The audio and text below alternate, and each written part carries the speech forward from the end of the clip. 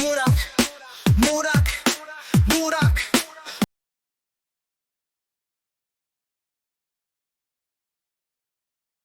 اس عرش کو اللہ تعالیٰ نے قرآن میں کیا کہہ کر بلایا ہے؟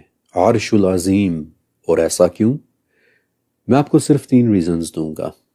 ریزن نمبر 1 کہ عرش سائز میں بہت بڑا ہے، اور جو کہ وہ واقعی ہے.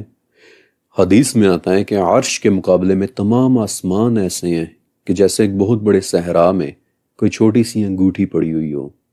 عرش اللہ کی سب سے بڑی مخلوق ہے، اور قرآن کے مطابق یہ تب بھی تھا کہ جب اللہ نے کچھ اور ابھی تخلیق بھی نہیں کیا تھا. دوسری وجہ کہ عرش انتہائی خوبصورت ہے، اور جو کہ وہ واقعی ہے. امیجن کریں کہ گہرے سرخ رنگ کے یاقوت سے بنی ایک بہت ہی عظیم الشان چھت. اس کائنات کی ہر چیز عرش کے نیچے ہے. ڈیپ ریڈ یاقوت سے بنے عرش کے اس طرف ریلم آف کریشن ہے، یعنی کہ مخلوقات کی دنیا، اور عرش کے اس طرف ریلم آف گاڈ ہے، یعنی کہ تخلیق کرنے والے کی دنیا. اور عرش کو عظیم کہنے کی تیسری وجہ جان کر آپ کو مزہ آ جانا ہے. آپ کو پتہ ہے حضرت ابن عباس رضی اللہ تعالیٰ عنہ نے کہا تھا کہ عرش کی عظمت کو کوئی انسان سمجھ نہیں سکتا. پھر جب جبرائیل علیہ السلام نے اپنے پروں کو کھولا اور ان کے پروں سے یاقوت، زمرد اور موتی نکل کر گرے، تو نبی کریم علیہ السلام نے کیا فرمایا تھا کہ ان یاقوتوں کی، ان کرسٹلز کی حقیقت کو سوائے اللہ کے اور کوئی بھی نہیں جان سکتا. کیوں کہا تھا نبی علیہ السلام اور ابن عباس نے ایسا؟ کیوں نہیں سمجھ سکتے ہم ان کرسٹلز کی حقیقت یا ان کی عظمت کو؟ آپ کو ایک بہت مزے کی بات بتاتا ہوں. سن 2012 میں ایک پیشن گوئی ہوئی تھی، اور یہ پیشن گوئی کرنے والے کون تھے؟ MIT کے Nobel prize winner doctor Frank ولچیک.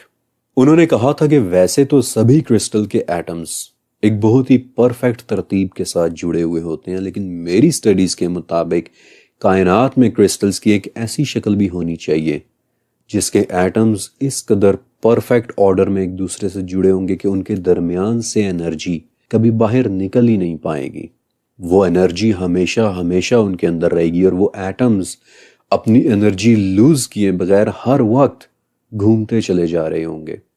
اگر کبھی ہم نے ان کرسٹلز کو دیکھا تو ہمارے لیے وہ کرسٹلز بالکل ایلین ہوں گے. ہماری فزکس اور تھرمو ڈائنامکس کا کوئی بھی قانون ان کرسٹلز پر پہنچ کر ختم ہو جائے گا. وقت ان کے لیے کوئی معنی رکھتا ہی نہیں ہوگا. وہ کرسٹلز وقت کی قید سے بالکل آزاد ہوں گے، اور اسی لیے ڈاکٹر ولچیک نے انہیں نام بھی یہی دیا تھا، the time crystal. In crystals کے اندر انرجی کی بے تحاشا اماؤنٹ سٹور ہو سکے گی، اور ولچیک نے کہا تھا کہ اگر کسی طرح سے ہم وہ کرسٹلز حاصل کر لیں تو ہماری ٹیکنالوجی کی پہنچ اس کائنات میں ہر طرف پھیل جائے گی. ڈاکٹر ولچیک کی اس پیشن گوئی کے بعد ٹائم کرسٹلز کی فیلڈ میں کافی کام ہوا تھا، اور پھر 2019 کے نیچر میگزین میں ایک رپورٹ پبلش ہوئی تھی. بیسیکلی یہ رپورٹ گوگل کے ایک پروسیسر کے حوالے سے تھی کہ جس کا نام تھا سائیکامور، ایک انتہائی پاورفل پروسیسر. اس پروسیسر کی طاقت کو ٹیسٹ کرنے کے لیے گوگل نے اسے ایک میتھمیٹیکل کوڈ دیا تھا، ایک انتہائی مشکل میتھمیٹیکل کوڈ. اب اس وقت دنیا کا سب سے طاقتور کمپیوٹر کون سا ہے؟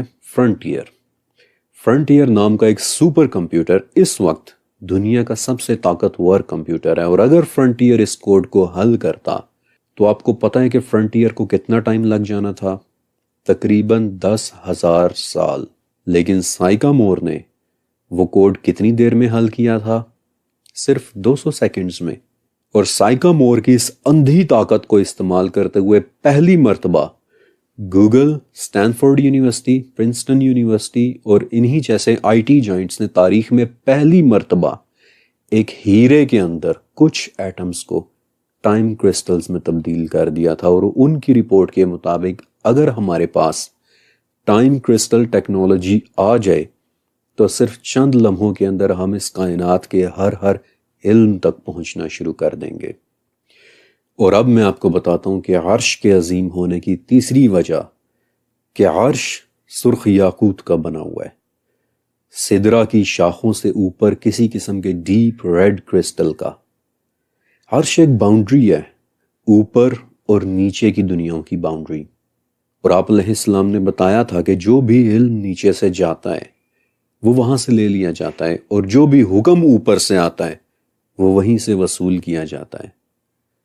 آپ نے نوٹس کیا کہ عرش کسی قسم کی کوئی انفارمیشن پاس کر رہا ہے، اور ہم لوگ کہ جو ٹائم کرسٹلز کے صرف چند ایٹمز کے ذریعے اس کائنات کو فتح کرنے کا سوچ رہے ہیں۔ آپ امیجن کریں کہ سرخ کرسٹلز کی وہ شکل کہ جو ساتوں آسمانوں، ساتوں زمینوں اور ان کے درمیان موجود ہر شے کی انفارمیشن اور اس کے متعلق آنے والے ہر حکم کو یہاں سے وہاں اور وہاں سے یہاں پاس کر رہا ہے، وہ عرش کس قسم کے کرسٹل سے بنا ہوگا، کس قدر پاورفل کرسٹل سے؟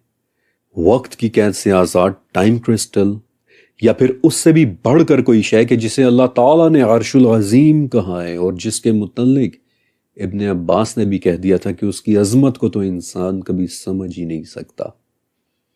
اور واقعی سمجھ بھی کون سکتا ہے اس کرسٹل کی عظمت کو کہ جس کے تھرو ہر وقت اللہ کا حکم گزر رہا ہے، اللہ کا علم پاس ہو رہا ہے۔